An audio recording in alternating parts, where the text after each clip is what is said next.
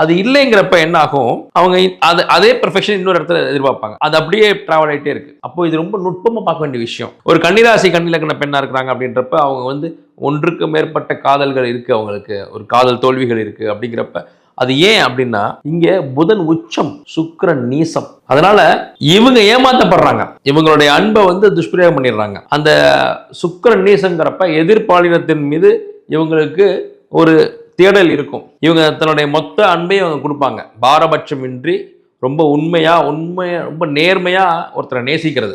ஆனா அந்த நேர்மைக்கு அந்த எதிரில் இருக்கவர் வந்து பாத்தியமா இருக்க மாட்டார், ரெஃப்ளெக்ட் பண்ண மாட்டார், ரெசிப்ரோகேட் பண்ண மாட்டார். அப்ப இவங்க ஹர்ட் ஆயிடுவாங்க. இவங்களை அன்பின் பால் மிக சுலபமாக ஏமாற்ற முடியும். மிக அதிகமாக காயப்பட்டது அன்பின் பேரில் இந்த கன்னிராசி கன்னிலக்ன பெண்கள் தான். காதல் தோல்வி இல்லாத கன்னிராசி கன்னிலக்ன பெண்களே இல்லை எனலாம். இல்ல நட்பின் பால் அன்பின் பால் ஏமாற்றப்படாத கன்னிராசி கன்னிலக்ன பெண்களே இல்லை எனலாம். ஏன்னா இங்க இந்த சுக்கிரன் நீசங்கிறப்ப என்ன ஆகும்னா, அன்பை தேடி தேடி போய் எதிர்பாலினத்தவரிடம் அது கிடைக்காம காயப்பட்டு இன்னும் தேடி தேடி போய் அது பெரிய பிரச்சனையா மாறி இருக்கும். இப்ப நம்ம வீட்டுல ஒரு கன்னிராசி கன்னிலக்ன பெண் இருக்காங்க அப்படிங்கிறப்ப அவங்க ஒன்றுக்கு மேற்பட்ட காதல் தோல்விகளை சந்திக்கிறத நம்ம விரும்புவோமா? இல்ல இப்படி எதிர்பாலினத்திற்கிட்ட இவங்க ஏமாந்து வர்றத எந்த வீட்டு உறுப்பினர்களும் நம்ம வீட்டு பெண்கள் வந்து அப்படி அவஸ்தைப்படுறது விரும்ப மாட்டோம். ஆனால் இவங்களுடைய அந்த அமைப்பு, ஜாதக அமைப்பு அப்படித்தான் வச்சிருக்கு. ஏன்னா